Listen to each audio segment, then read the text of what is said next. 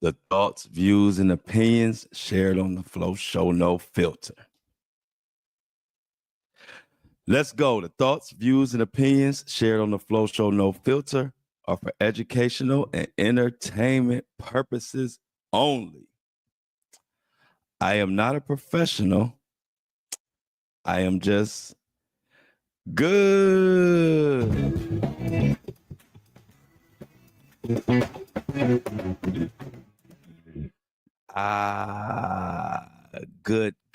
Good morning, good day, good afternoon, good evening, good night, whatever. Good, everything's good. Good everything to everybody listening. Shout out to everybody watching. Shauna, Felix, morning to you. Got a lot to talk about today. If y'all don't know, we had the verdict of the year so far. It's the short year, it's 2025, but we have the verdict for ASAP Rocky's case came in. If you're living under a rock, you might not know. You might not know that he has been found not guilty. ASAP Rocky, the rapper, who is with everybody's favorite girl, Rihanna. Heck of a case. A lot of people were confident he would be found not guilty, but there were a lot of people who also thought he would be found guilty. So it was a lot of mixed reviews of the verdict. We're gonna get into that. Also, towards the end, I'm not gonna spend a lot of time on it, but Suge Knight has said some crazy mess about Ray J and Whitney Houston. Kingdom Fit. What's up, Jennifer? Everybody piling in a little late. You know, sometimes it's early morning. It's hard for everybody to get up at this time. But ASAP Rocky, we're gonna talk about that, but we'll get into what Suge Knight said about Ray J and Snoop. He said some craziness. I don't know if Suge Knight just in prison, feeling like he just want to say anything that comes to his mind, or do these recent statements have validity? Because they are crazy. ASAP Rocky, the rapper, the entertainer, the brand, the man behind Rihanna, or on the side of Rihanna, however you want to look at it. It was definitely a lot on the line. He had an altercation, and let me tell you something about this case. Is truly be careful who you befriend. And even if you grow up with them, or even if you met them in high school, or even if y'all were young, you always got to pay attention, man. You just never know someone's intent. And I can give you an example of that, a real quick example. A lot of y'all know I was signed to Floyd Mayweather as a younger gentleman. I bust my butt. I had mixtapes going on. I was rapping, and I had mixtapes going throughout the Midwest. I basically just did it. I was working on my own. I was the manager. I was the rapper. I was everything. I get signed to Floyd. Floyd Mayweather, the boxer, signs me and flies me out to Vegas. And then I'm living in Vegas. Floyd gave me jewelry, stuff like that. You know, all the rapper kit. Back in my era, it was like you got a chain and some money, and now you was a rapper. Well, anyway, I'm from a small town. I'm from Cleveland, you know, where a lot of people don't even leave Cleveland. So after I got signed, I came back home. I was probably out in Vegas. After I set up my residence, I came back home for like a month. Floyd gave me some time just to get back and see my family because I had been gone so long. Long story short, I'm running around. I'm so happy to tell all my friends who I thought were friends and tell them all about, what's been going on, this and that. I was trying to share my world with everybody. And there came a time when I was at home and my own friends were trying to rob me. Yep. My own friends were trying to rob me, and I only was told because one of my real friends was around and heard and told me. And it's crazy because it wasn't the shock that somebody was trying to rob me. It wasn't even that really like tore me up inside. It was more hurtful. It was like I didn't even think about the robbery part. It was just like so-and-so would try to rob me like this. I thought that was my boy. And so ever since that happened, I've been distant from people. Unless I really know you or if you really been supporting me. Other than that, after that incident, I was really turned off about how, like trusting people, because you just never know what somebody's thinking. And I've always been a solid dude. I've never, even at the height of my career, I've always maintained exactly the person you hear on this mic is just who I am 24/7. Love me or hate me, I've been this way my whole life. So I don't, because I was signed with Floyd Mayweather and all that, it didn't go to my head. I still had goals bigger than that. So I didn't think I made it or anything. And that's what saved me, because the people that didn't want to see me get robbed was like, Flo is just so cool. Why would, I can't let him get robbed. And that saved me. Now I'm telling you that because ASAP Rocky, the star witness who tried to sink him, was a friend, a quote unquote friend. And like high school friends. And it really hit me because I've been there. Now, of course, I don't have to tell you, I'm nowhere near the rapper ASAP Rocky, never near that big or anything of that nature. But the fundamentals still apply. When you make it out of the hood or you make it out of your city, there are a lot of people who didn't make it out who want to take that away from you.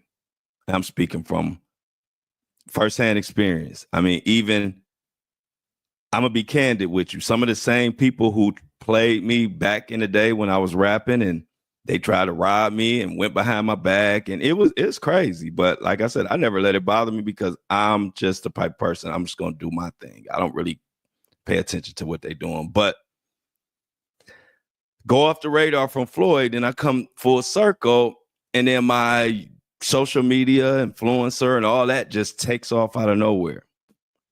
And do you believe that some of those same people who played me during my rapping days, they had the nerve to been trying to reach out to me while all this going on? Of course, I ain't answer, but I'm like, I've been through that already. This is like God gave me a second chance to take the test over. You know how you was in class and you might have bombed a test, and for some reason you get a lucky break and that teacher says you get a chance to take it over. And now when you take it over, you fly through it, you get an A on it because you know all the answers, you know what you did before and what was wrong. So this time around, I don't have survivor's guilt or survivor's remorse or whatever they call it when you feel guilty for making it. Now I bust my butt by myself, and y'all listening and y'all in the chat and YouTube and all my supporters, y'all help me get here. Y'all are my family. And then I can count on one hand my immediate family, and that includes my son. And I don't even tell you the rest of them. My mom and my daddy, and so on and so on. But you can't reach out to me now. Like I already learned that before. No, if you weren't talking to me during the grind, during the hard times. Don't call me when you see me on TMZ. Don't call me when you see millions and millions of views. I'm not answering the phone. And if you're listening to this podcast, then you obviously could co-sign and confirm that I'm not lying, because you probably listening to this podcast right now like, yeah, he didn't answer my call. I'm not doing that. And it's no hard feelings. But this ASAP Rocky situation is a big reason. So let's get into it. This case really touched me because, like I said, I've been there where the closest people to you will do some shit, excuse my language, do some stuff, because they told me to start watching my language. I'm gonna try to watch it a little bit. But they told me to do that ASAP Rocky, that the person next to you is often the one who will do you worse. So let's get into this. Let me break down. So what happened in the ASAP Rocky case? In November 2021, rapper ASAP Rocky, whose real name is Raheem Myers, was involved in an altercation in Hollywood. Now, this altercation took place with his former friend and ASAP member, Terrell ASAP Relly. Now, ASAP Relly alleged that during the confrontation, Rocky pointed a semi-automatic weapon and fired it at him, one of which grazed his knuckles. And so that's what he says. Now, after this incident, Rocky was subsequently arrested and charged with 2 felony counts. Now,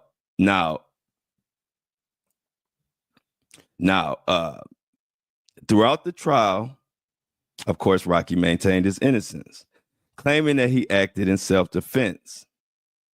And he also said that the firearm in question was a prop used for a music video.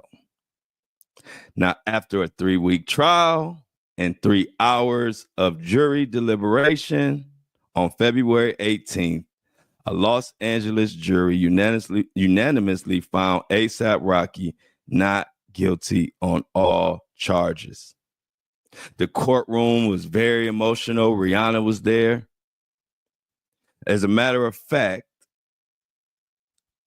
let's take a listen really quick on that moment.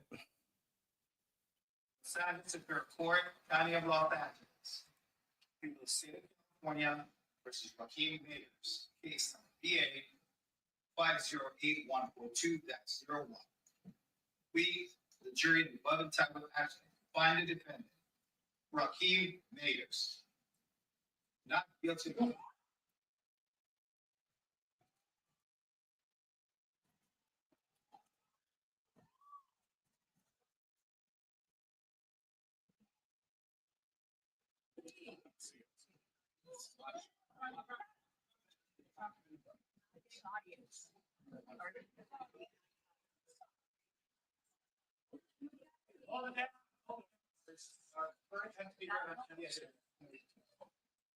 again, above entitled action, find the defendant, Raheem Mayers, not guilty. Not guilty, not guilty, not guilty. It was a moment. He actually dove over I don't even know what you call it, the little court fence. I don't know what you call the little gate thing, but he was so happy he dove over that right into Rihanna's lap. And I can't blame him.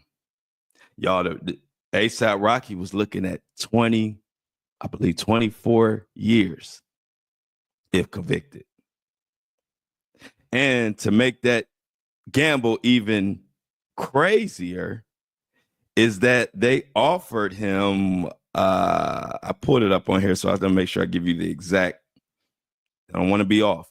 Before the trial, prosecutors offered ASAP Rocky a plea deal that included 180 days, which is basically 6 months, in jail, 3 years probation, and other minor conditions in exchange for him pleading guilty to one of two of those charges. ASAP Rocky declined that offer, opting to proceed to trial, and you know the outcome. So and I'm gonna be honest with y'all, and I'm probably wrong, and there's probably people that'll disagree and whatever. I'm gonna just be honest. I would have took the plea. I would have been scared to go to trial with the way stuff goes in some of these cases. But shout out to ASAP Rocky for having the balls to do that, because if I'm gambling 24 years and they offering me 6 months, I might have to take the 6 months. But I'm glad he did what he did. Shout out to him, and much credit to him. I'm just being honest about me. I would have been like, you know what? Let me just take this for sure 6 months before they try to play me. So anyway, let's get into it a little bit. So what were some of the, well, I'll get to some of the jury. I have some comments from the jurors, actually. They actually shed some light on how they came to this decision. So I want to talk about that. But let's talk about how the altercation, like what went on, what happened, because a lot of people didn't really follow the trial too closely. They kind of saw the clips, but a lot of people don't even know what the heck was going on. So this is what happened. So the altercation between ASAP Rocky and ASAP Relly was happened November 6, 2021. The two had arranged to meet near Selma and Vista Avenue, Delmar Avenues, to discuss like some financial issues. There were some money issues, situations where they were in disagreement, basically. Now, during this meeting, they got to arguing. And one thing led to another. And Rocky was accused of pointing a firearm at ASAP Relly and firing shots. Now, Rocky's defense contended that the firearm was a prop intended for a music video, and that ASAP Relly was the aggressor in the situation. Now, the jury ultimately sided with Rocky. But let's go into a little background in the ASAP Rocky and Terrell situation. Now, ASAP Rocky and Terrell, they have been friends for a long time. They met in high school. And their early friendship, even ASAP Relly said that they were like brothers. They saw each other every day. But according to ASAP Relly, as Rocky gained fame, he became more distant, leading to feelings of abandonment among other ASAP mob members. Now, right there, let's stop right there. To me, even right there, he sounds like someone who is trying to sink someone because they're jealous of them. This right here strikes me as this guy is jealous of ASAP, and I know these type of people. If you know somebody and they are, let's say, a regular average person, let's say he said he knew him in high school, they were together before all this started, right? And then they become probably top, 2% in the world, 1%, 2%, 3% in the world at their craft. They become a global sensation, icon, all of that. I think it's going to be some distance. I think that's going to drive some distance between you guys. You can't, as much as people want to say it, you can't go from the regular person like everybody else and then blow up into a mega global superstar and think that person is not going to naturally have some type of distance from you. That's ludicrous. And so these statements right here already let me know this person has some jealousy and has some motive. Because at the end of the day, I don't care what went on. ASAP Rocky is a man, and ASAP Relly is a man. And if ASAP Rocky is distancing or you feeling distant, then go about your business, ASAP Relly. You got the same 24 hours in a day that ASAP Rocky do. See, the difference between a person like me and a person like ASAP Relly, you get distant on me, then I'm going to keep doing me. I'm not going to be running behind you crying, wondering why you distant or talking about I'm feeling abandonment. Like, come on. We all grown here. ASAP Rocky trying to start a wife, a family, a wife, a family. He trying to push his brand forward. He's trying to do whatever he got to do for his family, his kids, and his woman or wife and all of that. And you worrying about how much of a distance he's creating because now he's not the same as when we started. And like I said, I don't even care who don't agree because I've lived this, and this really strikes a nerve because I've seen this, I've experienced this type of stuff. So during the trial, there were some things in ASAP Relly's testimony and in his case that gave a lot of people cause to pause.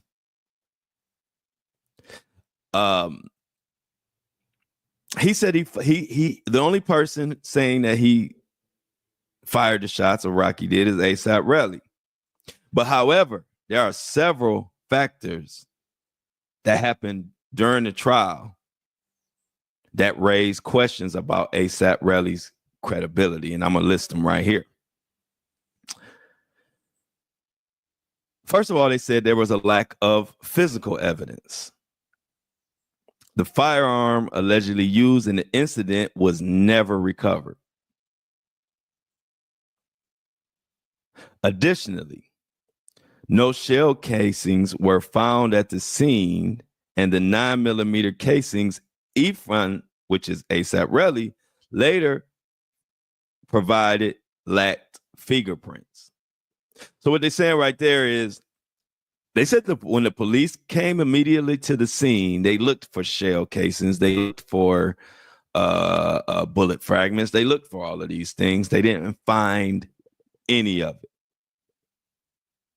They didn't find any of it. But guess who did find it? ASAP Relly or his girl or whatever story they came up with, they found casings. But these casings didn't have fingerprints. Let's go on. Next, the surveillance footage. While the surveillance footage captured the sound of shots being fired,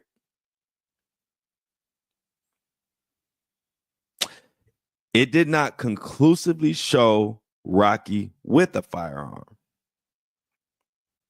leading to doubts in the prosecution's narrative. Now, they had some blown up images that they saw something in the back pocket and certain things, but nothing was conclusive or nothing was clear.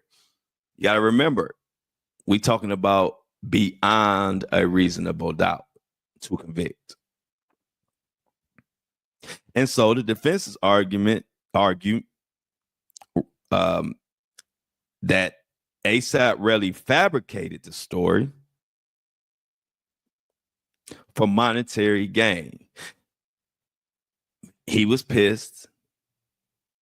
He felt ASAP Rocky owed him some money. And ASAP Rocky wasn't giving him the money he felt like he was owed. And so he came up with this story to try to sink ASAP Rocky. And basically, the defense called it an extortion attempt. And like I said, they said it was a prop gun. Now let's listen to what some of the jurors said about this situation. Here's a quote from one juror. Now, this is why, like I said, now I say all that. And the reason why I would have took the plea, because I still feel like ASAP Rocky should be counting his lucky stars, because you never know which way these things can go. And when you listen to what some of these jurors said, you really realize he was lucky, or he knows somebody that knows somebody. Not saying he did it, but we've seen people convicted with much less evidence. Let's just say that. So like I said, shout out to ASAP Rocky. I'm glad he had the heart to take it to full trial. I probably wouldn't have in this case, but he did that. Anyway, one juror says, we all felt that there was a crime committed. This is an exact quote from a juror. We all felt that there was a crime committed. Also, same juror says, I think most of us felt like the gun was real. In other words, the jury didn't really buy the propped gun situation. They didn't buy that. So also, some of the testimony did not sound accurate or truthful, but we just tried to stick with what was presented and stick to the instructions that were given. This juror did believe that ASAP really felt his life was in danger. These are strong statements from the jury. Like, after you read these statements, you're like, wow, well, how did he get? I'm glad, good thing he was found not guilty. But based on what they're saying, it was close. This juror also goes on to say, I hope that in the future, Mr. Mayers, which is ASAP Rocky, really thinks about his actions before he is upset with someone, because he does have a lot to lose. He's lucky at this point we don't have enough evidence to hand down a conviction. Now, to me, it sounds like this thing was closer than I thought it would have been, and much closer than most people thought it would be. So that's what you hear that from the juror. And it's like, you know what? He was lucky. And one thing that people are throwing around, and I'm not an expert on the Tory Lanez and Megan Thee Stallion case. I wasn't following cases at that time, not hard. I wasn't even doing like celebrity cases. I was more focused on like local cases. So when the Meg and Tory situation was going on, I'll be the first one to tell you, I'm not an expert on that case. I didn't do any deep dives or anything. But one thing I do see, and I just pose this question to you all, some of y'all may have followed the Meg and Tory case closely and could probably speak on this. But one thing that I'm seeing all over my timeline, and it's just like I said, I don't know, but many people are saying in that same courtroom, allegedly this was the same courtroom that Tory was in, many people are saying they did have evidence showing that ASAP had a firearm. And they're wondering, how did ASAP Rocky, how did he get a not guilty verdict? And people feel like there was way less evidence in the Tory Lanez case, and then he was found guilty. And they are pointing to the fact that it's just coincidence that ASAP Rocky is a Rock Nation artist and Tory Lanez is fully independent. Now, like I said, I didn't follow the Megan Tory case like closely, so I can't speak on it. I just thought it's kind of strange. It's kind of funny. I've literally seen that all over my Twitter, all over my Instagram. And I'm like, wow, I didn't see that coming. I never even thought about the Tory and Meg case during this ASAP Rocky thing. I didn't even know it was in the same courtroom. So I don't know. That's just something for y'all to think about or to look into, see if y'all see it on y'all timelines. But there are a lot of people that are bringing up that Tory case. So we definitely, like I said, shout out to ASAP Rocky and Rihanna. I'm sure they celebrated and are happy to be back in their regular life, I should say. Because you looking at 24 years and you standing there and you waiting for them to say guilty or not guilty. And if they say guilty, you looking at about 24 years. That is a heck of a position to be in. I wouldn't wish that on anybody. I would never want to be in that position. That's a lot of time. That's life. That's basically life to me. So we gotta also they Rihanna spoke out. She dropped some Rihanna dropped some social media thing, praising God, thanking everybody. I mean, thanking God. A lot of people say it came down to Tory. Felix says it came down to ASAP Rocky's bank account versus Tory Lanez's bank account. Another listener or viewer, Amy Mayfield, says Rihanna also knew her star power, and her bringing the children in the courtroom was very strategic. Great point. Great point. And also, Michelle added in that Megan is also a Rock Nation artist. So yeah, it's a lot to unpack. And hey, who knows why? But I know one thing. I know Tory Lanez is like I think Mini Me said, Tory Lanez is pissed right now, I'm sure. I'm sure he is. But hey, like I said, I didn't follow that case, so I can't really dive too deep in it.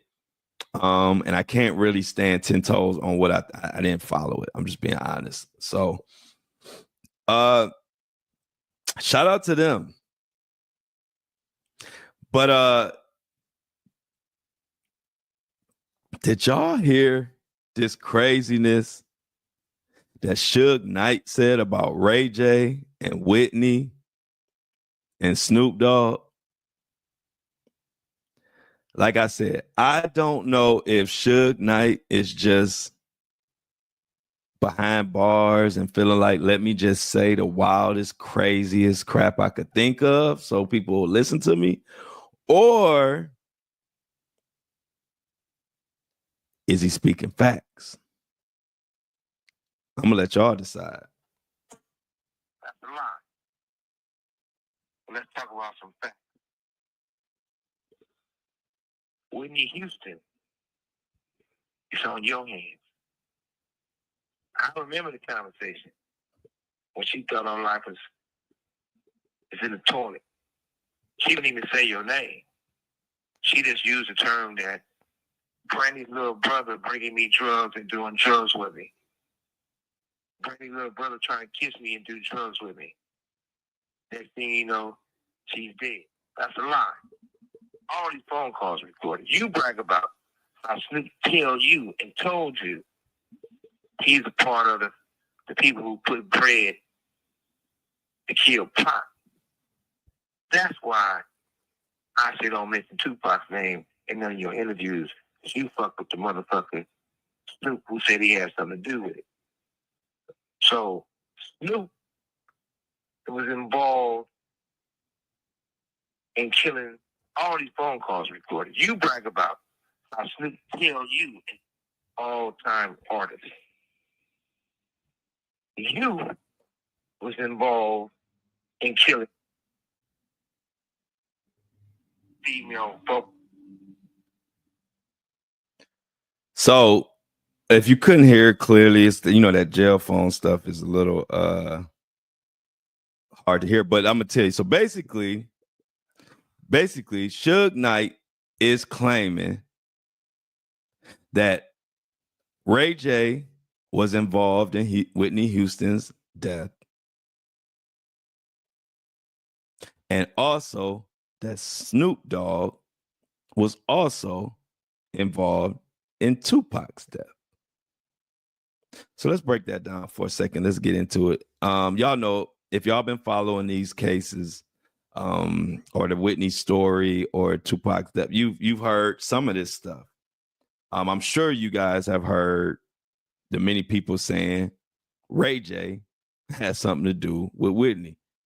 I don't know, but I have been one of the people asking out loud when Ray J's trying to talk about all this Diddy stuff and all this, I don't know who. 1 minute sound like he's standing up for Diddy. Next minute sound like he taking a dump on Diddy and the rest of the Hollywood. So I don't really know. I don't even know how to take Ray J. But I've had one question for Ray J, and that's just been, we just want to know from you what happened to Whitney Houston. We don't really want to hear about freak offs and all this other stuff. The number one question that the world has for Ray J is what happened to Whitney. People just feel like he should know. And so Suge Knight kind of confirmed or co-signed the story that we had been hearing, that Ray J was the one supplying her with the DURUGS rugs. And many believe he was put up to do something. I can't confirm it, but these are stories that have been going around the campfire for a long time. Also, the Snoop Dogg conspiracy theory. A lot of people have said over the years that Snoop Dogg was moving weird during the Tupac situation. Many people have often felt that Snoop had a jealousy for Tupac. Many people felt like Snoop needed Tupac out of the way to have that top spot. Now, this is just what's been in the streets, if you got your ear to the streets. So now for Suge Knight to say that, this is about to spark more rumors, more eyes are going to be on Snoop now. Ray J, maybe not. I don't know. Like I said, Suge Knight, many people will say like, well, a lot of this stuff, why is he just not saying it now? Suge Knight, if you knew Ray J had something to do with Whitney, you going to just wait till now to say it? This is what people are asking. Suge Knight, if you knew Tupac or Snoop, if Ray J told you that Snoop told him, because this is what Suge Knight is saying. Suge Knight is saying that Ray J told him that Snoop told Ray J that he had something to do with that. Now, when I think about this, I'm like, would Snoop Dogg tell Ray J something like that? Maybe he would, maybe he wouldn't. I don't know. But I do know Suge Knight is not the first person to say that Snoop Dogg has something to do with Tupac's murder. So we got plenty of comments on that. People saying different things. People saying, I believe Ray J was the runner for Whitney. And possibly, now this is me talking. The commenter said they believe Ray J was the runner and had the connection. Now, what I'm thinking is,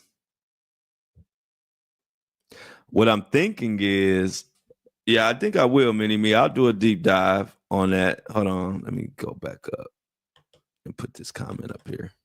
I can't find it. But yeah, I will do a deep dive on that, Mini-Me.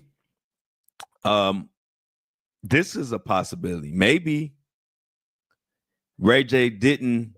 Now, I don't know. It could have been intentional or not intentional. But I've seen cases where somebody is running and giving somebody, bad medicine. And once they give them that bad medicine, that person, they don't give it to the bad medicine on purpose. But once they take that bad medicine, you know what I'm talking about. Next thing you know, this person is dead. And so now they're like, well, I could be conspiracy for killing this person. So we need to make this thing look like it was an accident. That could have happened. It could have been an intentional thing sent down from Clive, the big bad wolf. A lot of people feel like Clive had reasons or motive. A lot of people think that Whitney was passing Brandy a note during that Clive Davis weekend. Y'all remember that infamous note where you see Clive Davis sitting at the he's sitting in the middle of, I don't know, all I know is he's sitting and he's next to Brandy and someone else was there. I can't remember right now. I know it was Brandy because Whitney Houston walked up and gave Brandy a note. And to this day, Brandy says she will never expose what was on that note. But a lot of people were trying to say that Whitney was trying to warn Brandy or warn people that either she was in danger or just something wasn't right. And a lot of people feel like she was about to expose something and they took care of her. I don't know. But I agree with Mini-Me. I think at this point, especially with Suge Knight saying this, it is time to go ahead and do that deep dive on Whitney. I've been wanting to do it. I think this is the time to do it. So be looking out for that. I definitely will be doing a deep dive on that situation.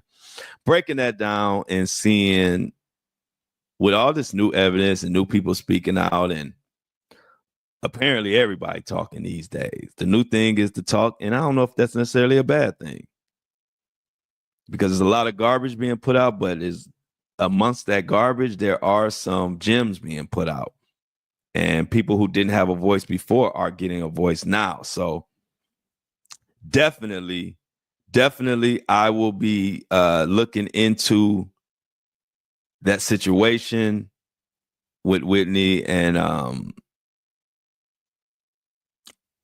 Ray J and all of that. And also, I might do a deep dive Snoop in the Tupac thing. I don't know. So many people have ran that Tupac story into the mud. I don't even know if it's worth it, but I may do it. Also, there are many people who believe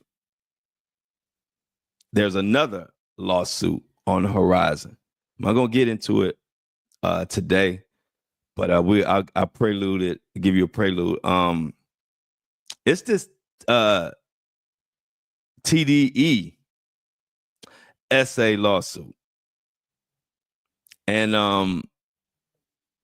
I don't know if this is something strategic. Now, TDE, that's Kendrick Lamar's people, his label or whatever that he works with. And if you know, a serious lawsuit came, and a lot of people was like, is Drake behind this? Is this get back? Well, that lawsuit is progressing. And let's listen to this breakdown, and then I'll take it from here. The whole time it was going on, Kendrick Lamar based his whole beef with Drake around Drake being a PDF file, and the whole time it was going on in his inner circle. A lawsuit has been filed against TDE Entertainment executives, including this guy, claiming that they provided drugs and alcohol to underage girls and then essayed them. Screenshots were included in the lawsuit showing text messages about sexual things being exchanged between these girls and TDE executives. Now, the lawsuit was filed anonymous by fans and other people connected to TDE. Also, in TDE's response to the allegations, they claimed that this was a shakedown for money and attention. They said that these ladies just wanted their 10 minutes of fame. But throughout the whole response, they did not deny the allegations. Controversy. Now, I'm watching this closely. I initially thought this was something that Drake was behind or some type of stunt, but you never know. So, I pay attention to it all. After the situation with Drake, and we all know what happened with Drake, then Not Like Us pretty much put him in the dirt. He's suing his label, UMG. Now he's claiming that Spotify is suppressing Drake's music, but they're pushing Kendrick Lamar's music. It's just turned into a nasty, utter mess. Now, is this lawsuit legitimate? And do TDE have something to worry about? Or is this just somebody trying to get back at TDE for the whole Drake destruction situation? I don't know. But again, this is another case that I believe we need to be paying attention to and just see where it goes, because it's still going and still progressing. And as long as it's progressing, we don't know where it might end or what will come out of it. And before we get out of here, Mr. Mohawk Diddy thought he was off the hook today. But nope. We got a little article that came out that I want to share with y'all, get into real quick before we get out of here. Apple and Spotify. And also, yesterday we didn't have a subscriber yesterday. So today, one of the first times we didn't have a subscriber of the day. I need y'all to make sure y'all subscribing. We got to hit 10. We don't have any so far this week. My weekly goal is 10. So please, the subscription start at $3. Podcasts aren't cheap. I'm talking about to run, not to listen to.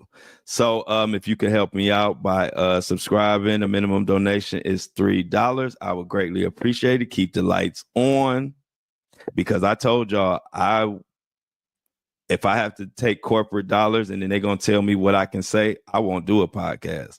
I'm not going to do a podcast and if I'm not able to talk about what needs to be talked about and what we want to talk about. And how do we keep that going? By subscribing. So if you could, I would appreciate anybody who can subscribe. Also, the subscription link is in your show notes. If you're listening to this on your phone, just go to the podcast show notes and you'll see the Buzzsprout subscription link. Please hit that so we can keep this podcast going. Also, always feel free to join us live for the Flow Show No Filter live at 7:30 a.m. Eastern Standard Time, or catch us on the lunch show at noon Eastern Standard Time.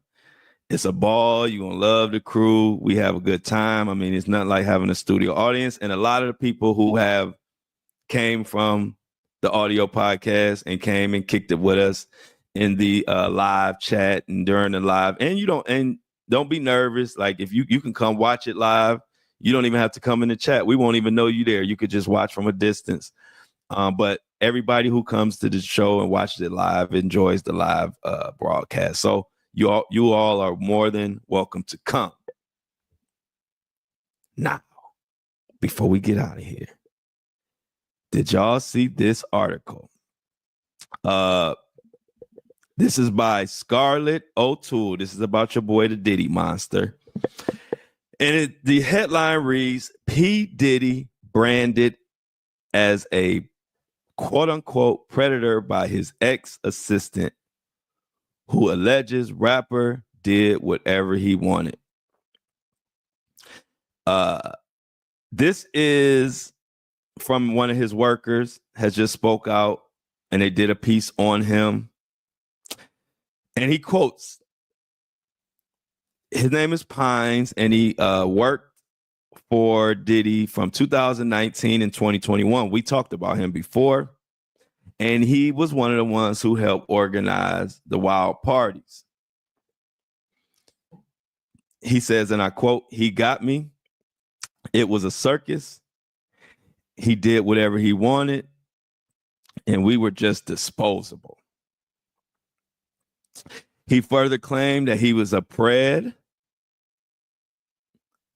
and basically took advantage of men and women.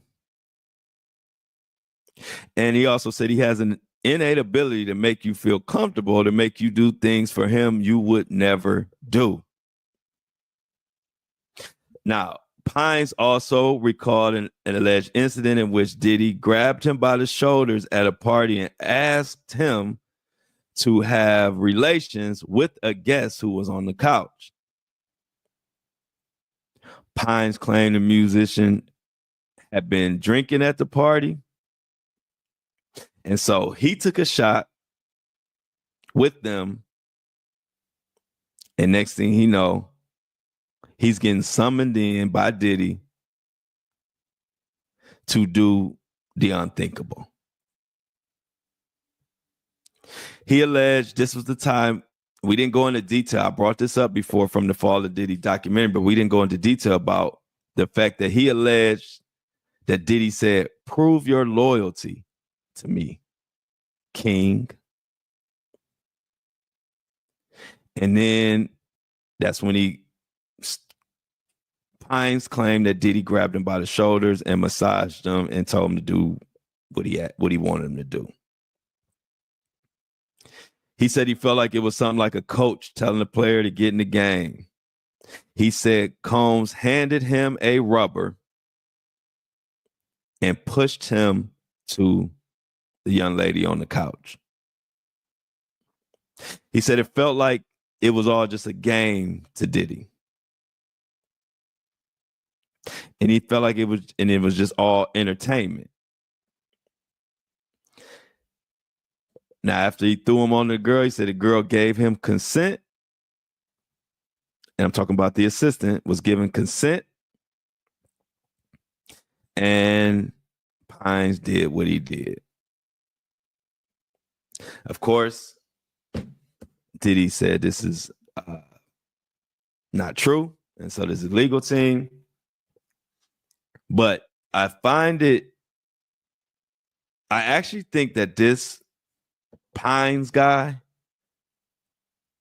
there's a a big chance that he's going to show up in this Fed case.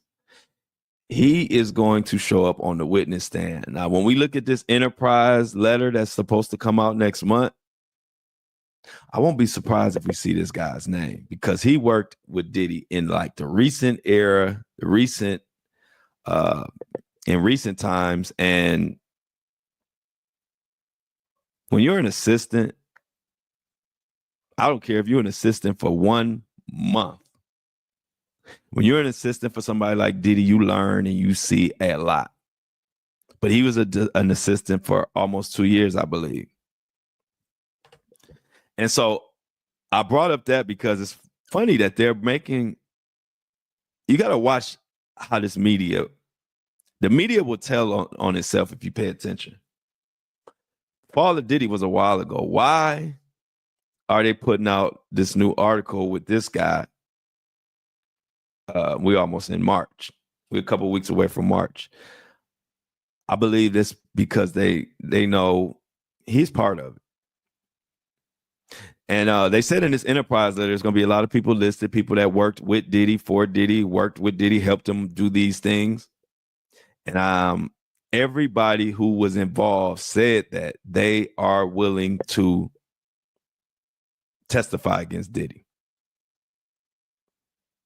So I just brought that up to make sure y'all paying attention and look out for that letter, an Enterprise letter coming out on Diddy next month, March.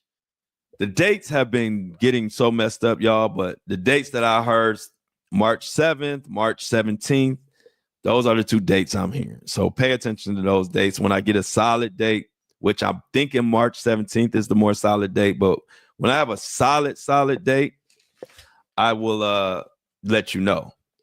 So let's see. We got to make sure I got everything on here. If you have a problem with your subscription, as far as seeing some content, some phones act funny, or somebody can't, sometimes people can't figure it out, please email support@buzzsprout.com, and they will take great care of you. They're a great company. I love them. We are going to stay here on YouTube live. I'm gonna kick it with y'all, get y'all reactions from the ASAP Rocky case and Suge Knight and whatever. We're going to talk about all kind of stuff. But for now, my lovely and beautiful and outstanding Apple, Spotify podcast listeners, we're going to get out of here. I will definitely see, or not see y'all, but y'all will hear me tomorrow.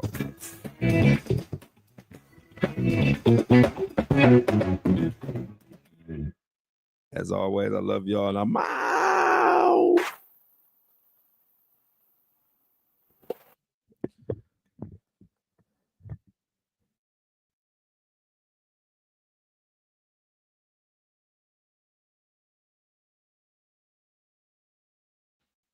I'm gonna kick it with y'all again today. What's up? All right, y'all. What's up? I like that. Anybody heard from Foxworth Bentley? Let me get y'all reactions on the ASAP Rocky trial. While I get ready to take care of our Apple and Spotify. Y'all know the routine. I get done with the live show. I got to upload it to Apple and Spotify, but I'm going to kick it with y'all while we doing that. Where my people at? Yeah, is Clive still alive? I started at 7:30, Jennifer. I start at 7:30 Eastern Standard Time every day.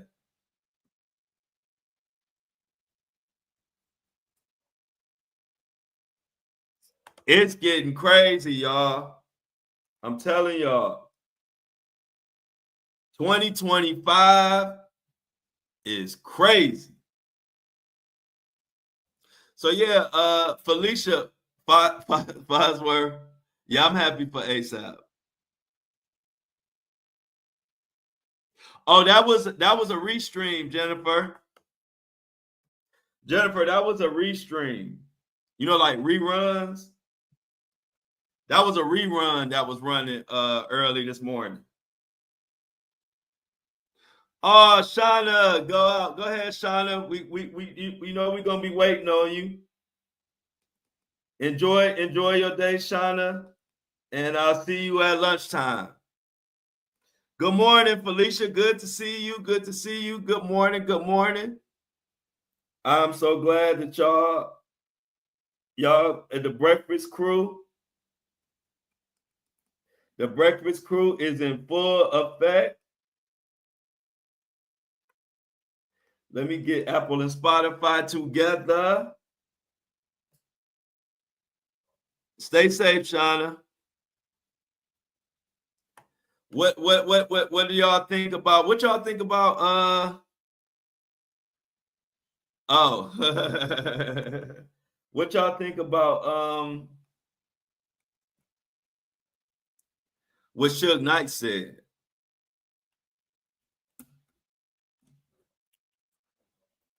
Y'all think people about to start talking about that Whitney and Ray J stuff again?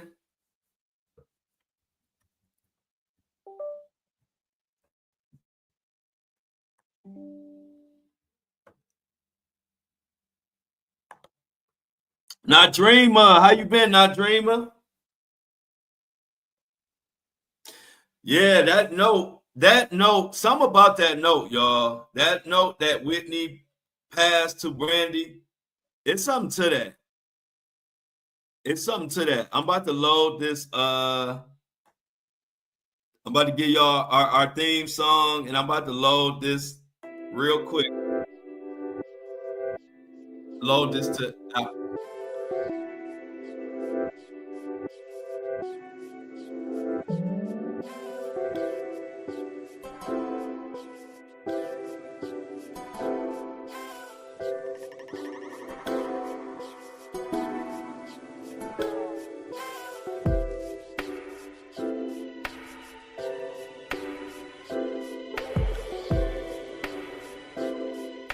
What's up?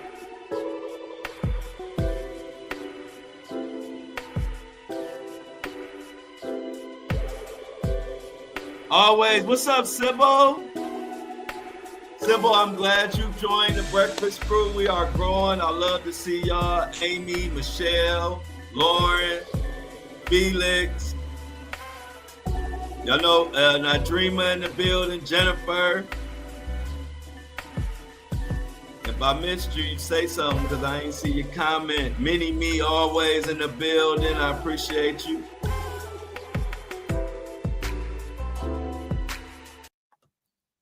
But what, man, did y'all see the weight was lifted off of so much weight was lifted off of A$AP Rocky's shoulders. Did y'all not feel him? Oh yeah, Ray J scared, Lauren. Ray J scared. Suge Knight, like, you know what? I'm tired of being the only one in prison. Suge Knight, like, I'm tired of being the only one in prison. He trying to sink the rest of the guys. Yeah, he was the supplier for sure. I think two things, y'all. I think it's two options. I'm gonna give y'all what my two options are. It's possible that it was intentional and Ray J got paid money to do what he did. I don't know. I'm just throwing scenarios out there, right? But also I could see a scenario that Ray J gave her some bad pills.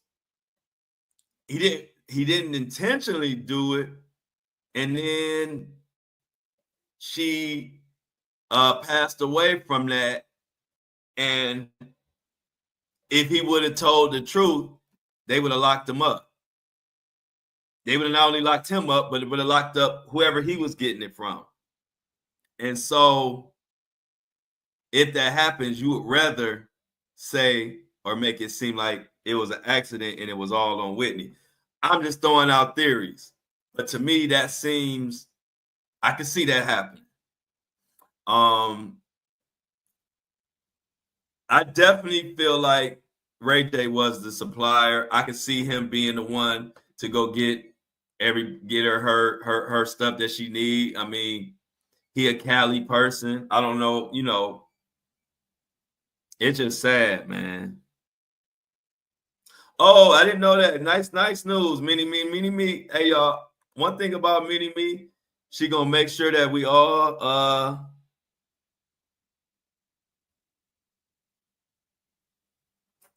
what you talking about, Nadrima?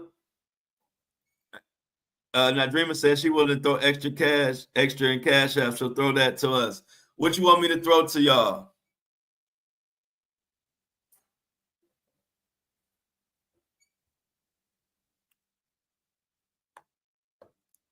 What you talking about, Nadrima? Go.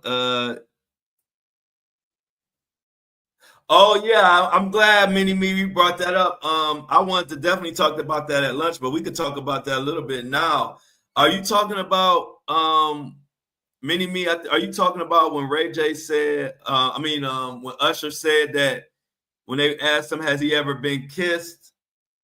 When did he have his first kiss? And he was like, "Are you talking about a kiss that I wanted or something like that?" And basically, he was implying that he had been kissed by someone and he didn't want to be kissed. Is that what you're talking about, Mini Me? Oh, I need to put that on my you know what? That's a good idea, Jennifer, because I need to put that on my thing. Y'all know I'll be slipping. I gotta put my let me see if I can do it on here. Oh yeah, okay. Let me do this right now. I have to put that in my ticker thing. Boom, boom, boom, boom, boom.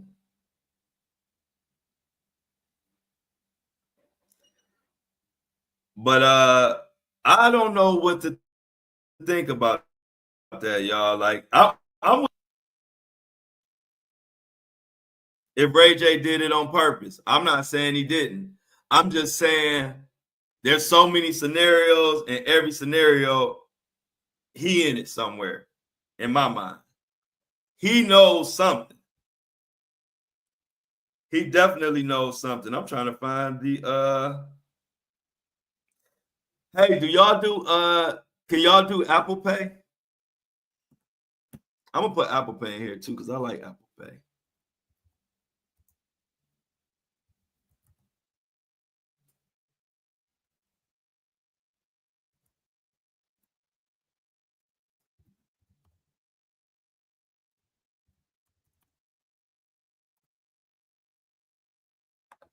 I gotta do the Cash App, but yeah, I definitely it's foul.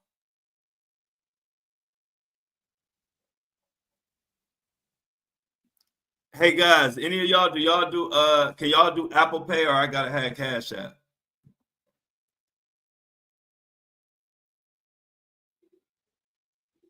Because I'm trying to find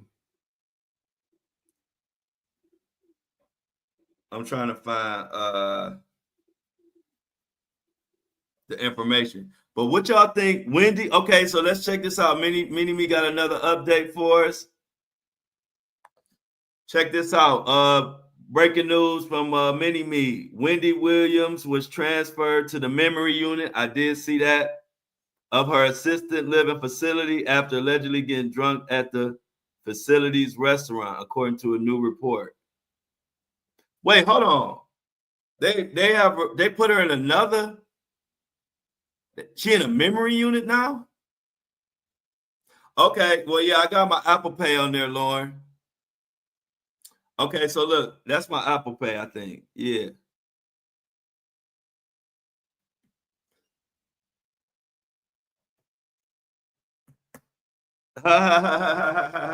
Amy, Amy said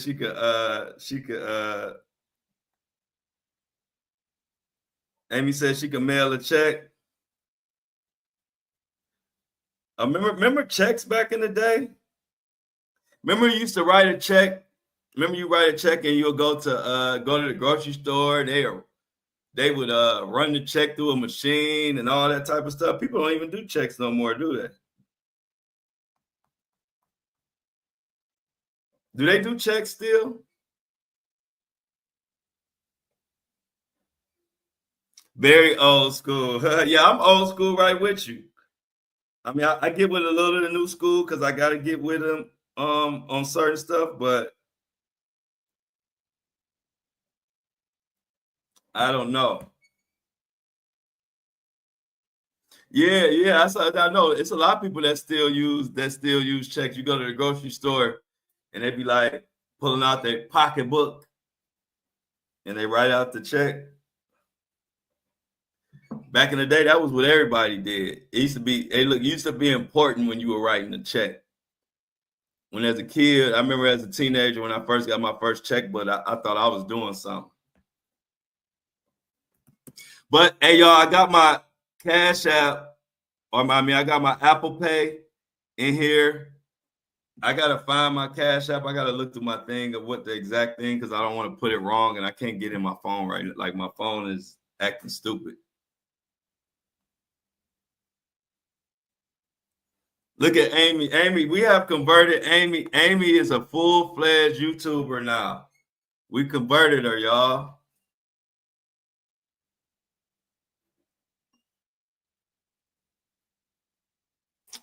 Okay, so yeah, I'm gonna get Cash App. So I'm gonna do Cash App and Apple Pay. I put my Cash App in the thing.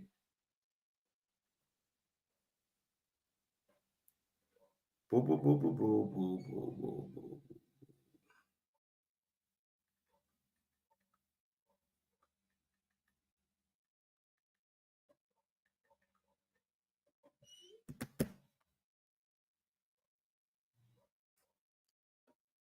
Yeah, get Amy. Everybody got to get Amy together. What mini me? What else happened? We got the Usher thing, y'all. Did y'all see that? We didn't get to really talk about that, but Usher basically was doing an interview and he said somebody kissed him that he didn't want to kiss him. And he didn't go into detail though.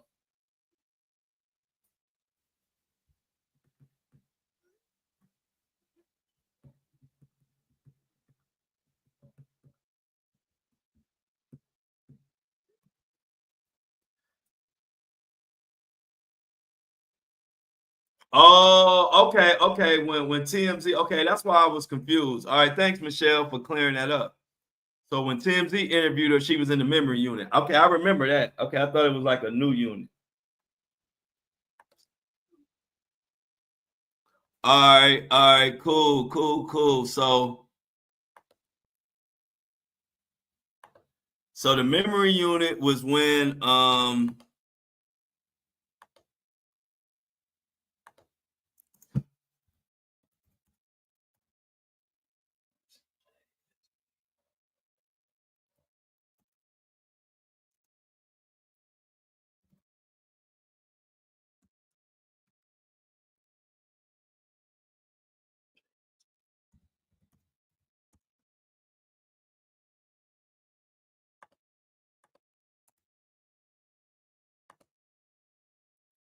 we got it.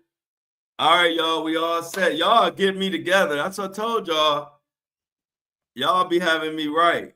I got my Apple Pay up there now. I got my Cash App on there now. Y'all want to give me some lunch so I can have a good lunch? If I don't get nothing in my Cash App or my Apple Pay, I'm gonna get some McDonald's.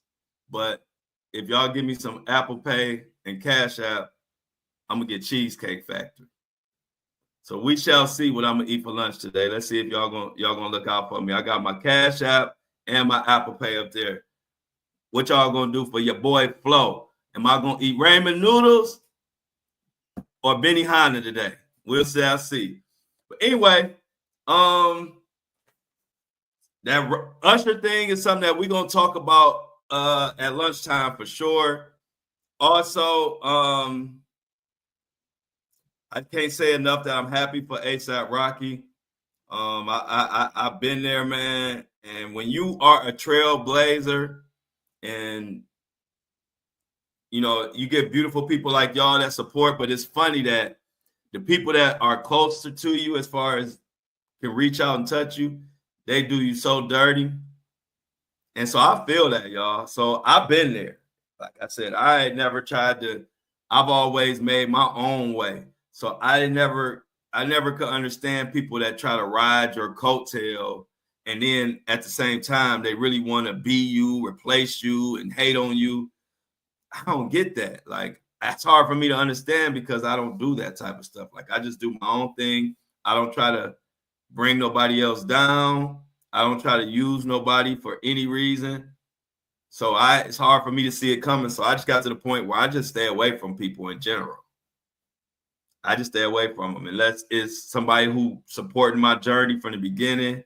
Like I said, my son, people like that. But outside of that,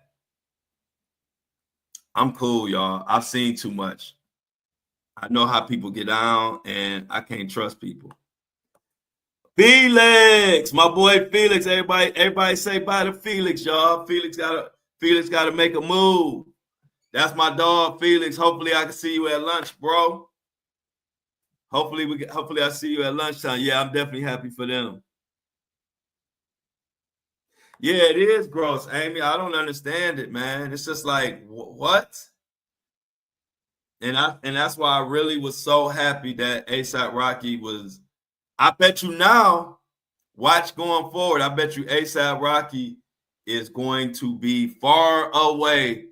Y'all thought it was distance before. Y'all thought it was distance before. Wait until y'all see the distance that ASAP Rocky gonna put between him and a lot of them guys now. ASAP Rocky is going to be far away from ASAP Rally and anybody else.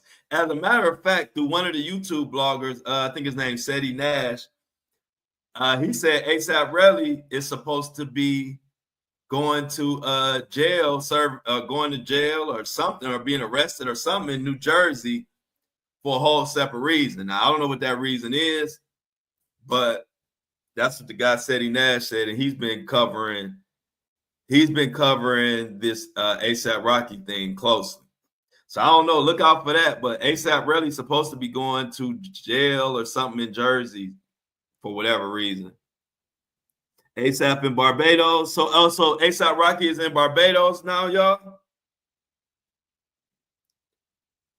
Are you serious, Mini Me, that Rihanna and Rocky are making a gospel album? Is that serious, or are you being funny?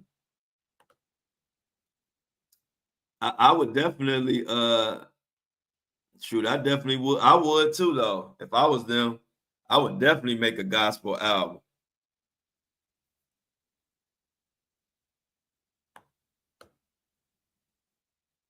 Yeah. Yeah, really, somehow he gonna end up going to jail. See, that's how karma do you. That's why it don't pay to try to be spiteful to people, man. Like I say, that's why I didn't stay up under Floyd Mayweather. No disrespect, but I'm not the type of person that's just gonna hang along on somebody's coattail. Much respect to him and anybody else. I just don't do that. So ASAP Rally, I don't understand those type of people. Like, you mad at this man? Go put the work in. Like I tell people that try to jump on board of what I'm doing, go put the work in.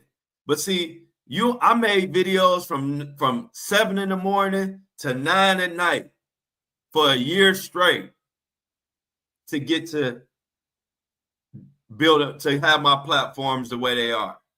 That's how I got here. But see, they don't want to do that part. They don't want to make content from the time you wake up to the time you go to sleep. They don't want to do that part.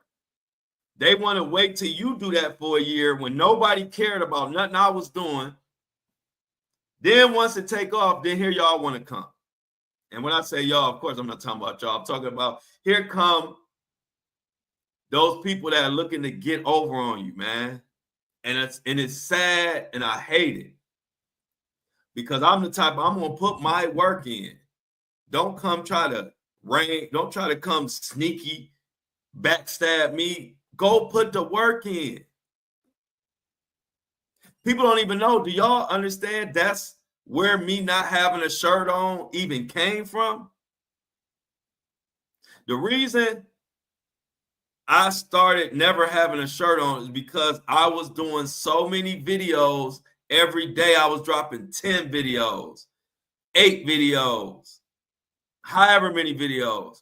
And I'm at home, and most of the time at home, I don't have a shirt on. So I got so tired of putting a shirt on, doing a video, taking the shirt off. Then when I could do another video, I got to put the shirt back on, do the video, take the shirt off again. Changing a shirt on and off like 10 to 12 times a day is annoying. So I got to the point where I said, either I'm not going to be doing all these videos, or I'm just going to have to do them the way I am, because taking on and off a shirt 12 times a day is not going to happen. So I ditched the shirt. So me not wearing the shirt people don't even know what it really represents is hard freaking work. It represents that I did so many videos a day for a year straight that taking on and off a shirt was not even possible. And so that's where the no shirt even came from. A lot of people don't even know that. It's because I was making so many videos and working so hard, putting on and taking off a shirt on and off, that just wasn't happening. And so I just stuck with it. I said, okay, now I can just turn on, make videos, whatever in the state that I'm in, boom. And once I did that, stuff started really going, because I took that annoying part out of it. It's like, why I gotta have a shirt on? Everybody seen shoulders before.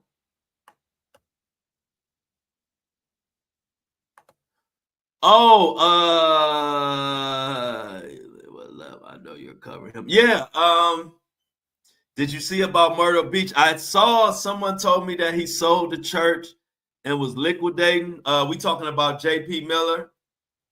If y'all don't remember, Amy talking about the case. It was Micah Miller. Micah Miller was a female who was married to a pastor.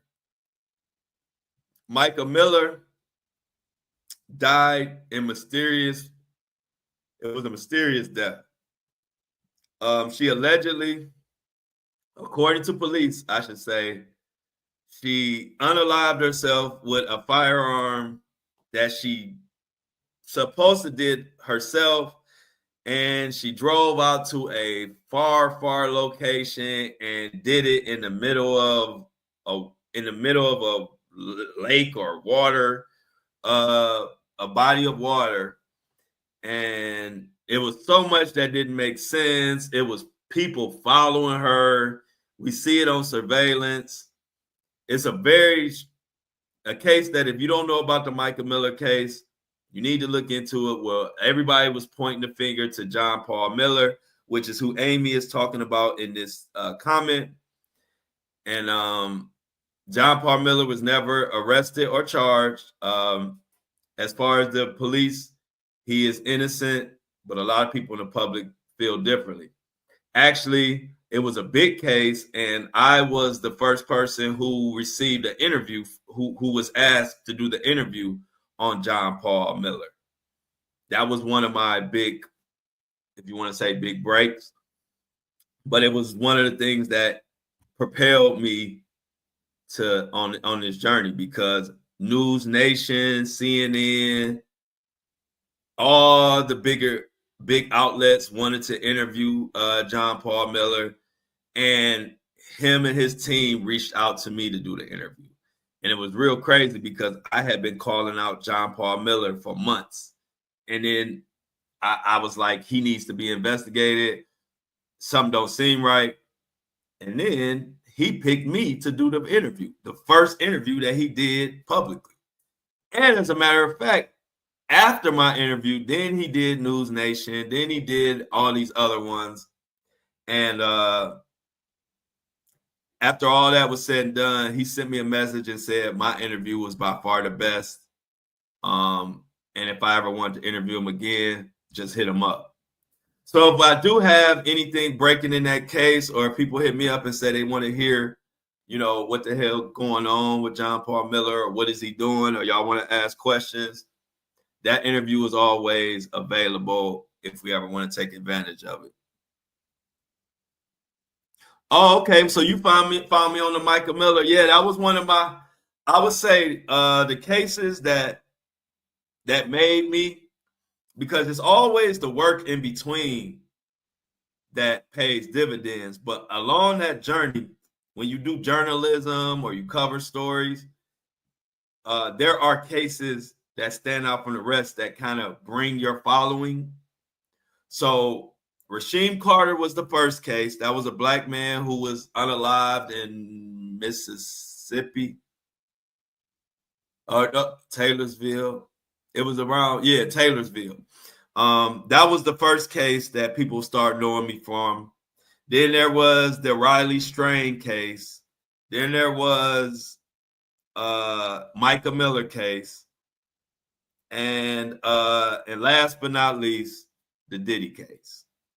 Those cases, Rasheem Carter, Riley Strain, Micah Miller, and Diddy, those 4 cases are the major 4 cases that made me who I am.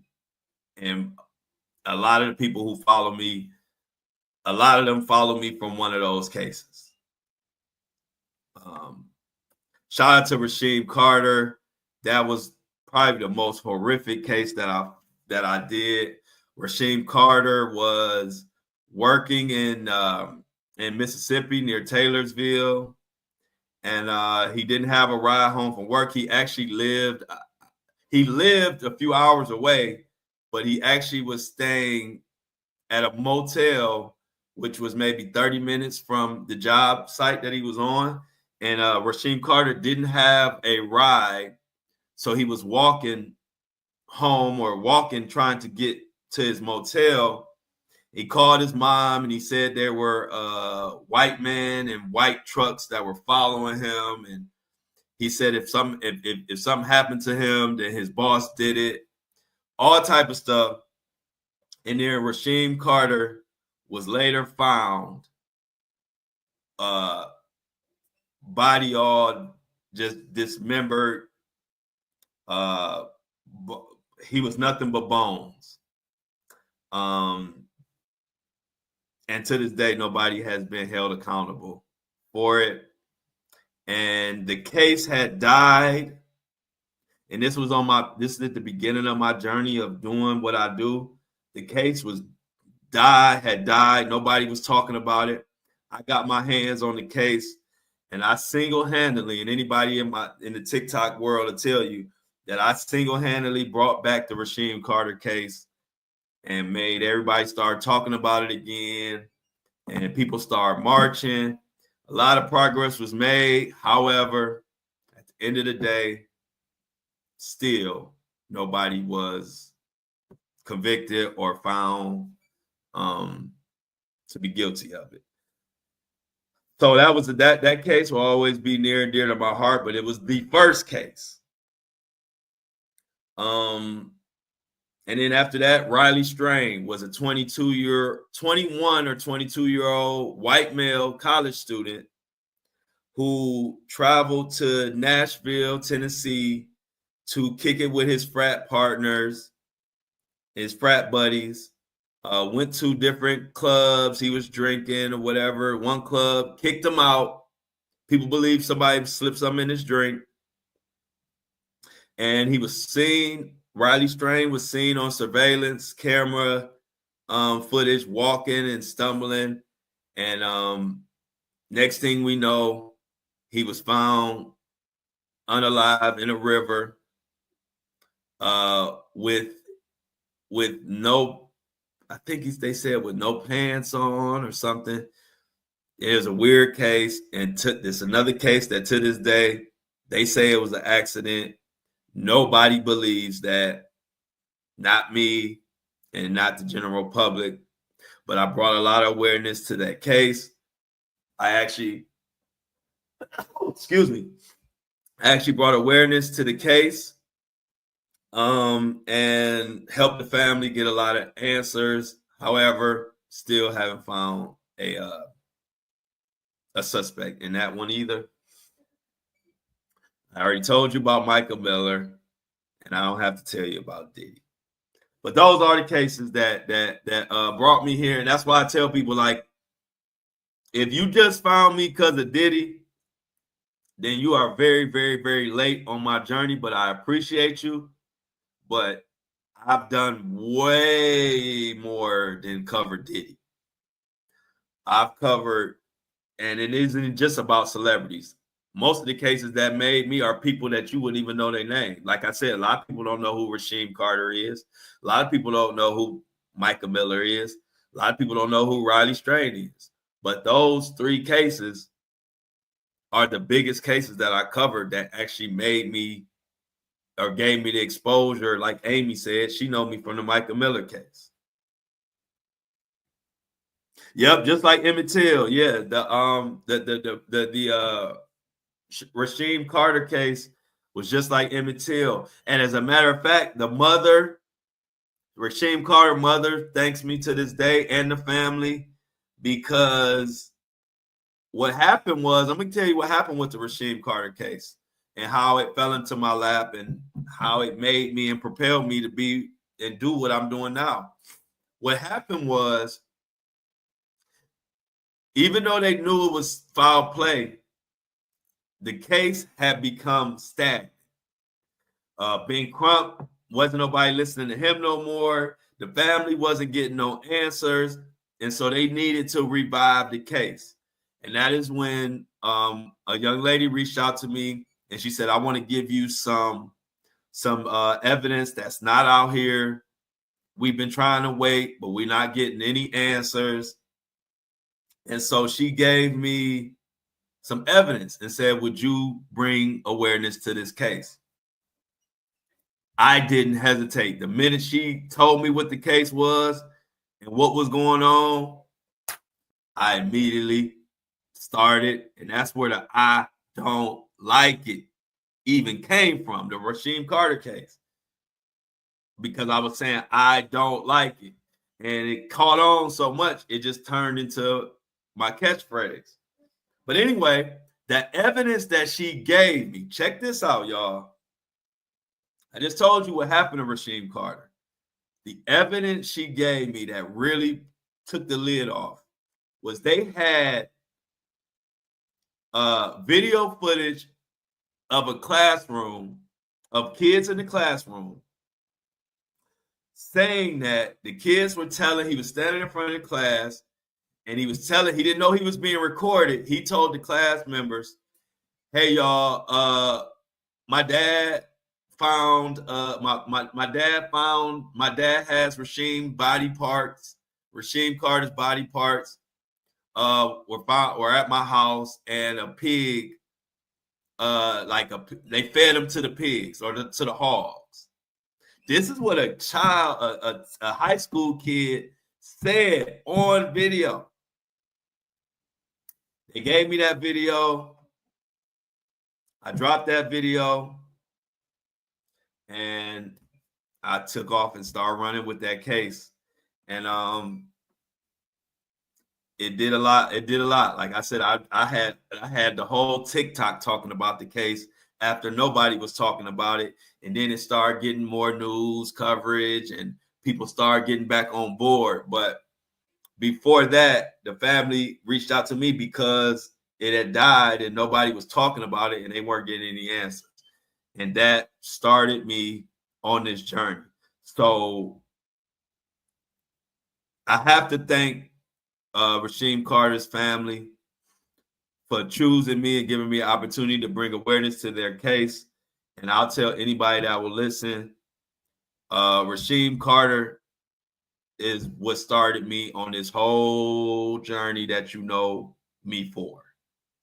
Before Rasheem Carter, I was just covering news. I wasn't covering, like, I would cover new news stories every day. I wasn't like getting engaged in the story and getting active about the story. And so when Rasheem Carter's case happened, it showed me that my passion and my power is into taking a case and breaking it down to this finest compound. breaking it down to an atom instead of just covering every day, 3-4 different cases every day and just saying what happened. I don't like that. I like to take a case. If I'm covering it, I like to cover it in depth and try to get some type of results. And so before Rasheem Carter, I didn't even have that. I didn't know that that's what I even wanted to do.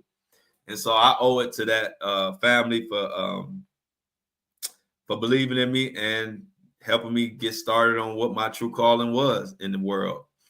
And then I went on to go. I got cops arrested who were getting away with unaliving men that looked like me. I went to Mississippi. I had a press conference. Me and my team, we went in the jungle. And I ain't proud to say that we didn't have no security now, because now I wouldn't, I'm in a different space now where I wouldn't go to Mississippi and hold a press conference calling out the cops with no security. But this time we went with no security at a press conference. And these Mississippi cops have been getting away with, if you remember the Goon Squad, as they called them, the Goon Squad was like 6 cops that were just unaliving, R-wording, grape, all of that. They were doing all that to men that looked like me. And they were getting away with it for years. And that was another case, Damian Cameron, where it happened to them and they were getting away with it. I brought awareness to it. We had a press conference. I went into the jungle, racist Mississippi, and I was on the news. You can look at the news to this day. And I told them, we all know what justice, I had to quote it in the press conference. I said, we all know what justice looked like, and this ain't it. And the news ran that clip. And the Goon Squad, those 6 cops who had got away with all that for years, end up getting 200 years. And me and my team were a huge part.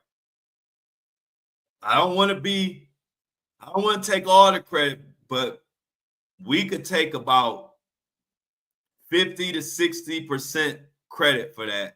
So if you see the Goon Squad, which they yielded the biggest lawsuit in history, I think it was like 400 million or something they ended up getting sued for.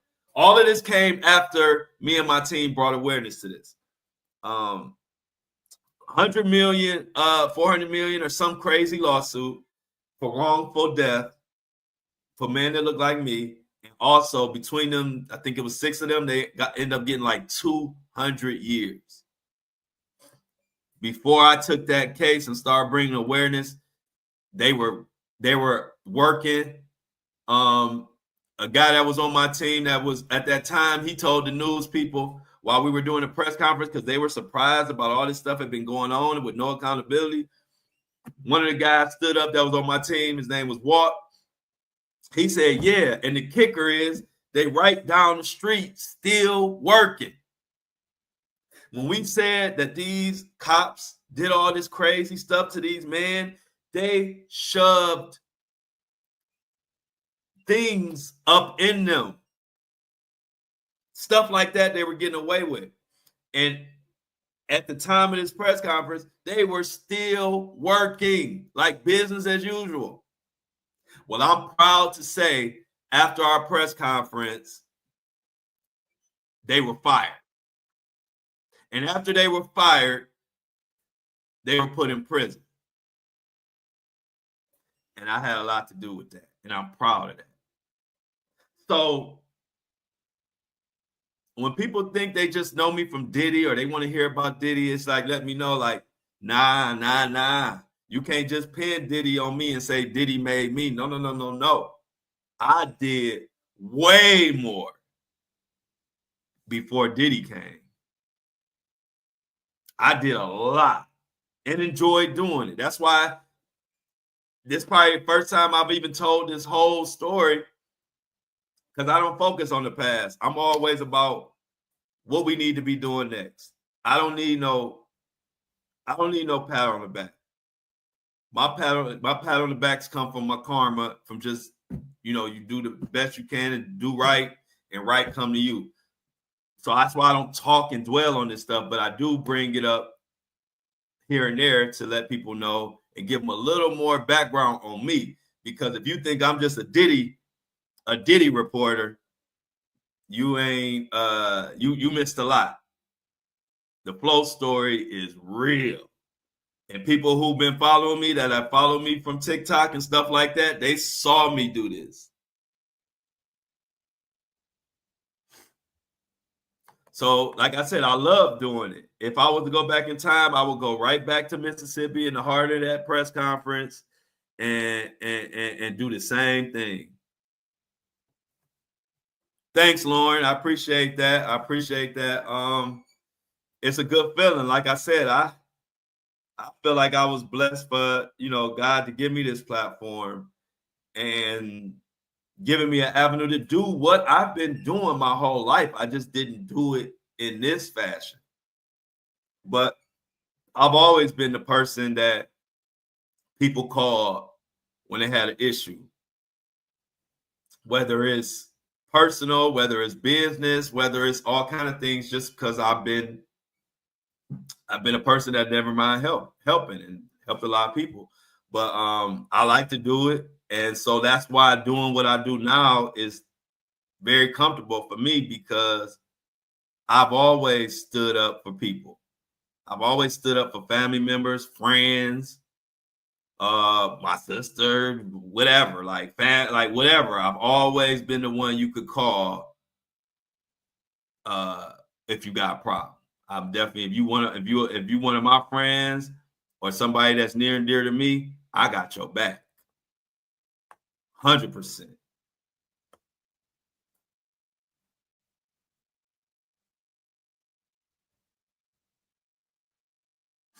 Yep. So yeah, y'all, that's the story. That's the story of how all this came to be. And like I said, that's why I worked so hard. That's why I appreciate everything so much. I appreciate y'all. I appreciate all my Facebook and Instagram followers and everybody, because I worked so damn hard. I don't see how people can be conceited or shallow. When you work hard, when you work so hard, it ain't nothing to be conceited about. Like, I think hard work is the most humbling thing ever. Like, how can I act funny? I bust my butt 12 hours a day, sometimes 16 hours. So I can't help but be humble. I don't know how you can work that hard and be a prick. I don't. So I appreciate y'all too. That's why I love all y'all. I love the community that I built. I got a great community, like great group of people. So that's why when you get those few little haters that come in the comments saying this and that, I'll be like, you too late. I got my village. So I don't care what you say in the comments. You can just keep moving. I got my village. We fine. We meet every day. We talk. We help each other. We laugh. We joke. We get serious. That's the people I care about. I'm not worried about some stranger in the comments who I don't know from a can of paint. I'm just happy you in my comments, because ain't that the goal? So, like I said, and I have poured into my community from the beginning. When the community was 3 people, I poured into those 3 people. When the community grew to 300 people, I poured into those 300 people. When the community grew into 100,000 people, I poured into those 100,000 people. And now that the community is damn near at 500,000, it's the same thing. All I give a F about is my community, because these are the ones who ride with me and I ride for them. Outside of that, I could care less what you say. Like I said, if they don't know that, if I don't care what they say, they should know, because for 2 years they've been asking me why I don't have a shirt on. And as you can see, I still don't have one on. So I'm just unbothered. I want you to do and live your best life, because I'm damn sure gonna live my best life. And me and my crew. The lunch crew, the breakfast crew, and y'all know the third show I'm working on. I'm working on the third show, and it's gonna be called Breakfast for Dinner. But that show ain't gonna be every day. That's gonna be a special show. That's gonna be our late night show. I'm trying to structure it and get it together and figure out how I want to do it. But when I come to y'all at night or in the evening, it's gonna be called Breakfast for Dinner. It's gonna be the Breakfast for Dinner crew. Yes, Lord. Yep. Yep. I'm glad you checked with me. That's my my guy. He do all my stuff. Basically, like, I don't want to call him an assistant because he like my brother. So I'm gonna just say that's my brother who just helps me out in all of the journey. Jeffrey Jones was around when I first started. I was riding around in his car, and I was nobody online. I was just starting to cover stuff, and I remember I did a little Tom Brady clip that ended up doing like 9 million views. Now, this Tom Brady clip was only like 12 seconds long, but it was a good clip, and it was like my first big viral clip. And I remember telling Jeffrey, I said, Jeff, now this is way before anything happened. I said, Jeff, and one day I'm gonna get him on so he can tell y'all. I said, Jeff, I'm about to turn up. I'm about to really do this content stuff. I was like, now this is my first little big viral video, this little Tom Brady clip. But watch. In a minute, I'm about to turn this up. I didn't know it was gonna happen the way it happened, to be honest. I just believed in what I was doing. And so Jeff was riding with me then. And to see things now, Jeff is the one who could tell you, and he will co-sign that when nobody knew anything about Flow was a complete nobody online. I told him I was going to figure out this content creating and work my way to the top of this thing. And I did. But I'm glad, Michelle, thanks for checking, because you always got to check before you send money. Always got to check. So y'all will meet everybody in the breakfast. I mean, in the breakfast crew, y'all will meet Jeff. Jeff is a great guy. And as I continue to blow up and grow up and glow up, Jeff will be the guy that y'all gonna see more and more of, because he is the guy I trust. I trust Jeff with everything. And he's just a good old school good dude. You know, it's like old school. When you meet somebody who's just solid and just a good person, it's like old school. You know, back in the day, it was all like, I feel like it was a lot of cool, good people. Now, you got to be very, like, when you run across good people, a good person, you got to cherish them, because it ain't like back in the day. That's just my thought. Breakfast for Dinner crew. I'm working on that, Lauren.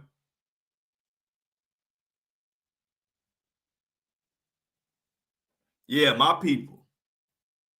This my people right here. Everybody in here, y'all know y'all can count on me. I can count on y'all. And that's a beautiful thing. I call people like that my people. Yep, I agree with you totally. Y'all my people.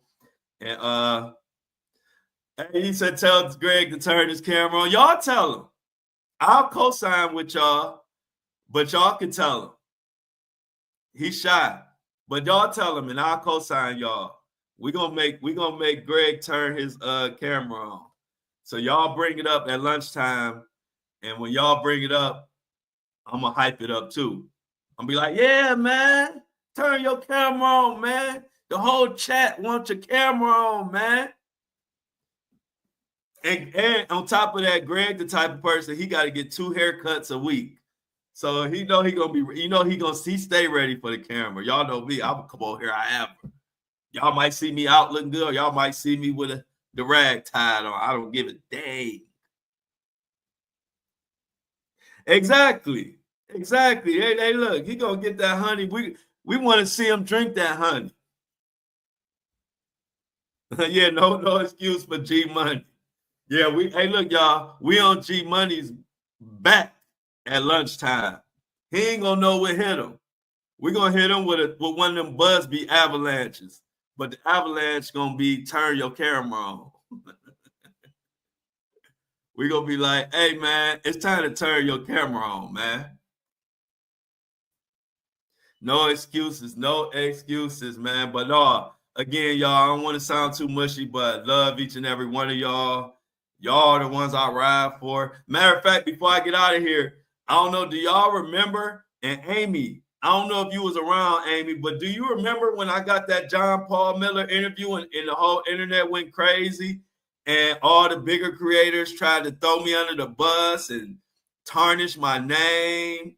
And it was crazy. I didn't do anything to anybody, in the whole TikTok and Facebook community tried to bring me down because I was picked to do the interview for JP Miller. I don't know if you remember that, Amy, but guess what? This is when I really realized, I'm gonna tell you this before I get out of here. This is when I realized that the community that I was building, I didn't even know that it was built already. I was so busy grinding and working.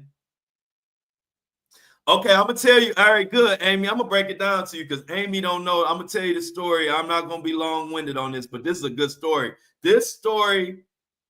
Okay, so when I got that John Paul Miller interview, that was the first time when I had took that next step, but I didn't know it yet, right?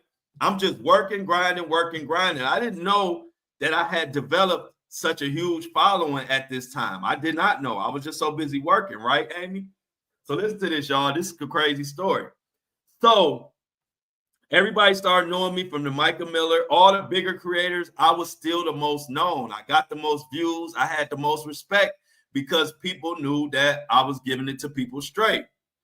So then check this out, Amy. So then when I knocked the John Paul Miller interview was right at the same time when I was starting my subscription only pilot podcast episode, which you understand and you see what the podcast ended up turning into. So this was a pilot podcast episode that I was doing before John Paul Miller even came into the picture. But when he came, I said, okay, I'll put him on my first pilot episode, which I was going to make subscription only. And then like the following week, I would drop the full thing. Well, when I made it subscription only, all of the bigger 5 million follower creators started saying that I was trying to take money and I was scamming people and I was taking money from the family, like all type of lies. And so I didn't drop it on time. I was supposed to drop it on Saturday, but we were running behind schedule. So I wasn't able to drop it at Saturday at 6 o'clock like I had planned. So once it ran over, I'm talking about at like 6:37 p.m. that day, I get hit with a Busby avalanche myself. The whole internet is on top of me now, thinking I'm lying. Big creators are pumping them up. All type of stuff is happening. Meanwhile, I'm working trying to get the podcast episode done. And just like now, I post pretty much every day. So I haven't posted in 2 days. My followers started thinking that something happened to me. They thought John Paul Miller had unalived me. They didn't know what was going on. But let me tell you what happened. This was Sunday. All those big creators and everybody that was hating on me, all my fans and followers and supporters dogged the whole internet. It was so many people dogging those big creators for lying on me that the big creators started reaching out to me trying to apologize because they were trying to block them, but it was so many people standing up for me that they got to the point where they were like, I can't block the whole world. So they start messaging me, apologizing, or saying that they were just worried about me and all this crap.